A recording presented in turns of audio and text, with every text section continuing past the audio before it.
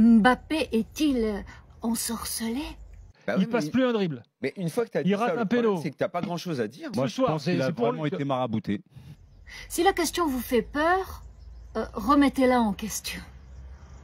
Oui, il est ensorcelé. Si vous croyez aux sorcières. Et non, il ne l'est pas. Si vous n'y croyez pas. Si à chaque fois que quelqu'un devient mauvais, on se dit qu'il y a un méchant derrière, on abandonne au mal le pouvoir sur Terre. Et là-dessus, la théologie s'accorde avec la psychologie la plus élémentaire, en disant que le mal vient toujours de l'intérieur et non de l'extérieur.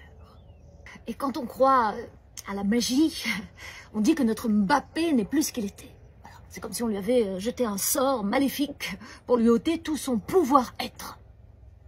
En psychologie, on dit que sa conscience est sous influence, sous l'influence de son inconscient. Alors en termes magiques, le démon vient de l'extérieur, d'une sorcière, d'un marabout par exemple. Mais en termes psychologiques, le démon vient de l'intérieur. Il nous démonte de l'intérieur, ou nous démange de l'intérieur.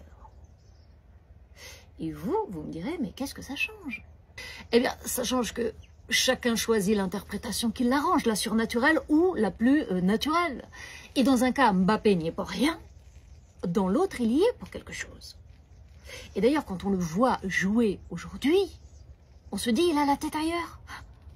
Alors qu'il est plus juste, plus judicieux de se dire qu'il est au-dedans. Il est au-dedans, il est troublé, il est subjugué, captivé, enchanté, grisé, fasciné, hypnotisé, envoûté. Autrement dit, tombé sous son propre charme. C'est ce qu'on appelle la malédiction de Narcisse.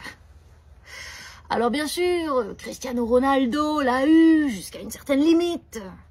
Lionel Messi aussi, dans une certaine mesure. Mais Kylian, lui, il a outrepassé la limite.